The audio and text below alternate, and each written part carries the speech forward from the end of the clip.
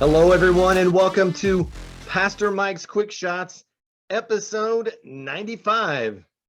Yeah, I know we're already at 95, and in this incredible path that we're taking. I can't believe I've done this 95 times, but and still have things to say. But we have incredible things happening. I hope that if you continue through, you listen to the whole thing, you like and share. That's how you'll get more and more and more of these things added to your list. I am Pastor Michael Mitchell. I'm pastor at Maplewood and DeGraff United Methodist Churches. And we've been talking a lot about the Spirit, letting the Spirit lead. What does it look like to allow the Holy Spirit to be our comforter, our guide, our advocate, our helper? We heard a lot about that this past week. How can our lives be lived in lieu of this faith? This faith in something we cannot see, cannot hear, cannot touch. How does it work? I was dwelling on this topic of faith all last week through vacation. Why do we believe what we believe? How can I possibly have faith in something that I can't see, I can't touch, I can't buy? Our consumeristic mind has a way of needing something tangible, even if it's an experience, something that is there. And yet the Holy Spirit is constantly at work all the time, regardless of whether or not we have that experience with him. And so I decided I would try the by faith devotional on my YouVersion Bible app, by YouVersion. And I open up day one, and this is what it says. As followers of Jesus, faith is trusting our unknown future to our God who knows everything. We don't know exactly when and how his promises will be fulfilled, but believe that they will. Faith is beyond our reason, and it is present before we get the results we desire. We are to, quote, live by faith and not by sight. The possibility in 2022 that we can hopefully possibly live with faith, not by sight, is increasingly slim. The more you face the news, the more you turn on social media, the more you turn on things of the world, the less and less the world is going to have any idea what to do with this faith in a God that it can't see. Can't see it, can't see him around you, can't feel him around you. Everything seems to be falling apart, not falling together. How can we possibly, if at all, find faith to believe that this Holy Spirit even exists? One of the things comes from 2 Corinthians 5, 6 through 7, that text or tag there at the end. So we are always confident, even though we know that as long as we live in these bodies, we are not at home with the Lord. For we live by believing and not by seeing. That was 2 Corinthians 5, 6 through 7. So how is it that we can be confident in living in these bodies, even though we know we're not home yet with the Lord? It is by faith and not by sight. Everything we do is by sight. Everything we do, we have our possessions, sleeping, lack of sight. All the things that we do by sight. We do it because we see it, we desire it, we want it, we like it, and that's how our lives are led. And Paul is saying, no, we are not confident in the things we can see. We're confident because we know, even though we're not at home with the Lord yet, we will be someday, some sooner rather than later, but someday we will. We'll be home. We'll be done. It goes on and adds in Hebrews 11, and I added 1 and 2, not just 1. Hebrews 11, 1 and 2, you probably know this one. Faith shows the reality of what we hope for. It is the evidence of things we cannot see. Through their faith, the people in the days of old earned a good reputation. Wow.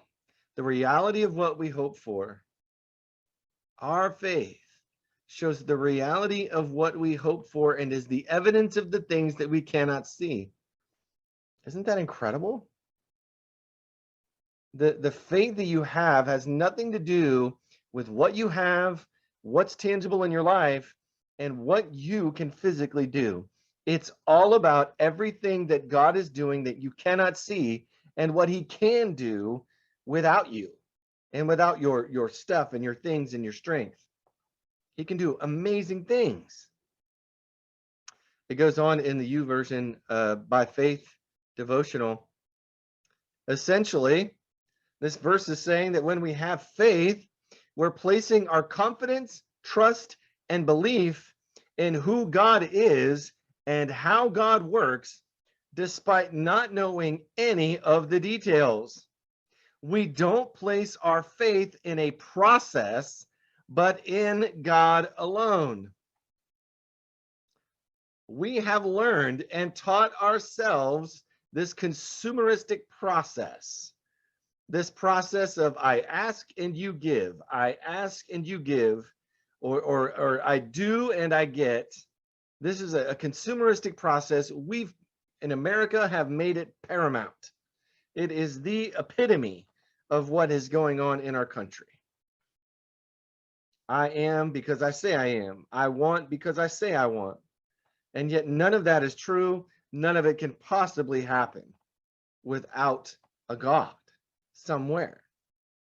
I had a dream this week and it was really weird. And I was arguing with a gentleman who was constantly concerned that there was not a God because every time I ask God for something, he doesn't give it to me. He said, I asked him for good health and I got sick. I asked for my parents to be safe and they were in a car accident. I asked for my daughter to be healed and she wasn't. Every time I ask God for something, he doesn't give it to me. I tried to argue with this gentleman in my dream and say, listen, it's not about the things you are asking for.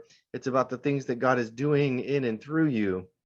Think about the relationships with those people that you had. Think about all of the things that God is still doing, even though it may not be those specific things you wanted. And yet he didn't agree. And I feel like that's where it is. We can't please God with our faith because it's not a faith that's based in who he is. It's a faith that's based in what we want. Hebrews 11:6, if you read on a little bit further, it says, and it is impossible to please God with our faith. Anyone who wants to come to him must believe that God exists and that he rewards those who sincerely seek him. Are we sincerely seeking him? Are we giving him everything that we have? Are we allowing him to use us in every possible way so that we can not only experience him, but other people around us can as well?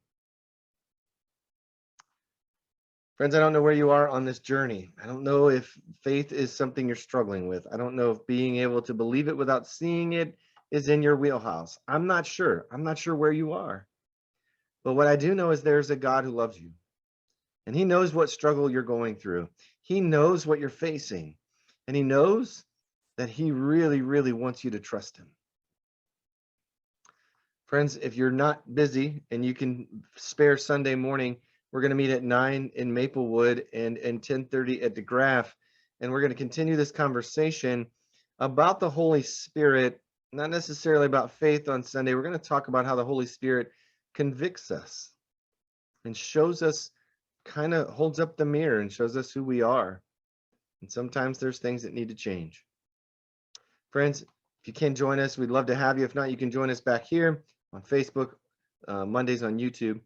And if you can, join me in this closing prayer. It's not really a prayer. This comes from James 5, and it's verses 13 through 15. It's otherwise known as the prayer of faith. Is anyone among you in trouble? Let them pray.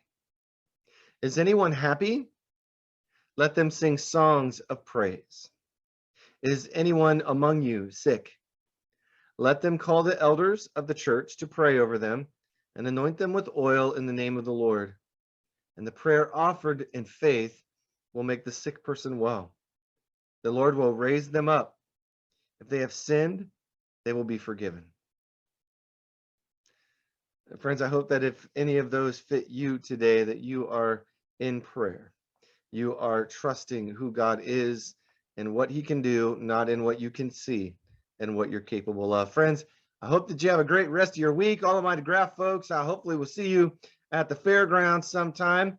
Maplewood folks, we got a cookout Sunday night. So we're just going to be all over the place for the next couple of weeks, enjoying each other's company and enjoying a lot of fun. Friends, I hope to see you soon. Have a great rest of your week. Bye-bye, everybody.